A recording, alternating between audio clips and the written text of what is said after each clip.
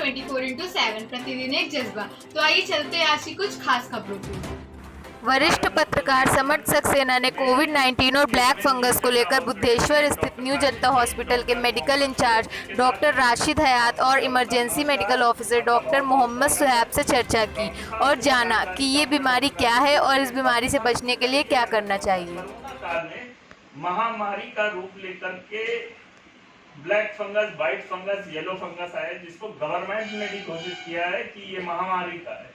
तो सर ये एक और कोरोना के साथ साथ ये कहाँ से कोरोना का साइड इफेक्ट या दवाइयों का साइड इफेक्ट? ये परिस्थितियाँ जो हैं कोरोना काल से जो उत्पन्न परिस्थितियाँ हैं वो इस फंगस के लिए थोड़ा फेवरेबल हैं, क्योंकि कोरोना काल में लंबे समय तक जो मरीज़ आईसीयू में हैं, जिन्हें हम मॉइस्ट ऑक्सीजन दे रहे हैं, वो भी कंडीशन फंगस जो पहले से मौजूद है और वो उनको इन्फेक्शन करने का फेवरेबल कंडीशन है। दूसरी चीज़, ऐसी दवाएं जो कोरोना के ट्रीटमेंट में हमने यूज़ की हैं और यूज़ कर रहे हैं ताकि मरीज़ की जान बचाई जाए, उसमें स्टेरॉइड्स है और अन्य दवाएं जिससे इम्यूनिटी वीक होती है, वो भी एक परिस्थिति फंगस को डेवलप करने या फंगस को इन्फेक्शन करने में फेवरेबल है। तो ये सारी परिस्थितियाँ इस फंगस को फेवर कर रही हैं। इसी वजह से ये एक महामारी का रूप ले रही है और बहुत अच्छे प्रयास किए जा रहे हैं इसके इलाज के लिए। डॉक्टर शुएब जी से जानना चाहूँगा, डॉक्टर साहब मैं ये जानना चाहता हूँ कि इस महामारी से बचने के लिए क्या उपाय हैं? बचने का उपाय तो बेसिकली अगर बताया जाए तो अब हॉस्पिटल में एडमिट होना भी कंपलसरी है। अगर सिचुएशन ऐसी है कि ऑक्सीजन का लेवल गिरता जा रहा है और ये भी पता है कि वहाँ पे अगर हमें वेंटी पे रखा जाएगा या बाईपैप पे रखा जाएगा तो वो भी कंडीशन ऐसी है। लेकिन क्या है कि हम वहाँ पर कम से कम टाइम में ज़्यादा से ज़्यादा रिकवरी ले करके और घर पर ही जा करके वहाँ बेड रेस्ट करें और टेलीमेडिसिन के थ्रू डॉक्टर्स के कांटेक्ट में रहें।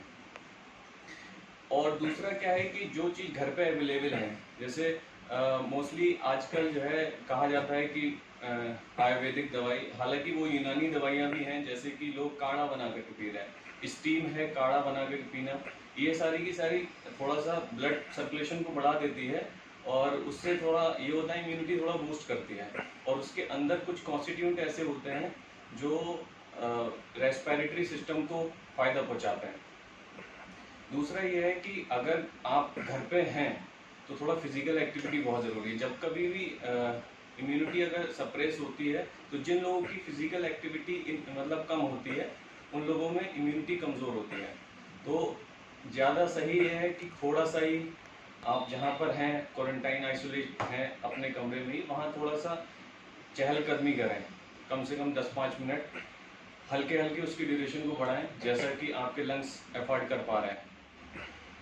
और मोस्टली डाइट सबसे ज़रूरी होती है, ओरली कंटिन्यू रखें अगर पॉसिबल हो पा रहा है, और बाकी जो दवाइयाँ यूज़ कर रहे हैं डॉक्टर्स ने प्रिस्क्राइब की है वही यूज़ करें। इसके अलावा कोई भी अपनी तरफ से ना ही कोई एंटीबायोटिक लें और ना ही कोई स्टेरॉइड यूज़ करें, क्योंकि स्टेरॉइड बहुत रेयर कंडीशन में और एक तरीके से लाइफ सेविंग ड्रग है, इसको हमें लाइफ बचाने के लिए यूज़ करना पड़ रहा है कोविड पेशेंट्स में। डॉक्टर राशिद जी से जानना चाहूँगा, डॉक्टर साहब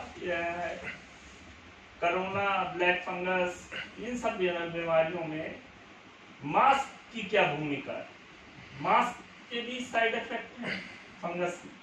मास्क का साइड इफेक्ट तो नहीं है, लेकिन मास्क का सही उपयोग न करना घातक हो सकता है ऐसी परिस्थितियों में जहाँ ब्लैक फंगस जो है वो तेज़ी से, ये इन्फेक्शियस डिजीज़ नहीं है, वो ऐसा नहीं है कि किसी एक व्यक्ति को ब्लैक फंगस हुआ है तो वो उस वजह से कोरोना में है।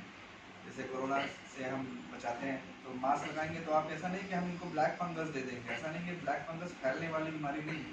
ब्लैक फंगस खुद की इम्यूनिटी की कमज़ोरी की वजह से उत्पन्न और कोरोना की वजह से जो इम्यूनिटी में सप्रेशन या तो रोग प्रतिरोधक क्षमता कम हुई उसकी वजह से। तो ऐसे में जो हम मास्क पहन रहे हैं वो मास्क ड्राई होना चाहिए। मास्क ज़्यादातर लगाने से अगर स्किन थोड़ा सा वेट हो रही है, लगातार मास्क आप लगाए रहे हैं और ना उस मास्क को नहीं चेंज कर रहे हैं, तो बहुत चांसेस है कि ब्लैक फंगस हो सकता है। इसलिए मास्क को प्रतिदिन बदल दें, चेंज कर दें अगर हो सके। कॉटन का यूज़ करते हैं तो उसे डेली धोएं और धूप में थोड़ी देर सुखाएं, धूप में खासकर, ताकि डायरेक्ट उस पर सनलाइट पड़े।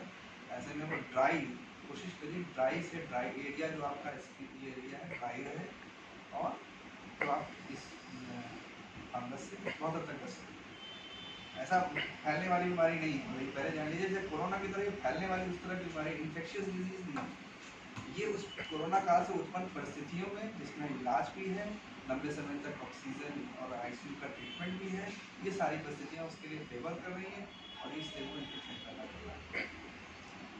डॉक्टर साहब ने जैसा कि बताया हम लोगों को कि मास्क का प्रयोग किस तरह से करना चाहिए और घर पे रह के कैसे हम लोग बचाव कर सकते हैं, डॉक्टर शिव जी ने बताया।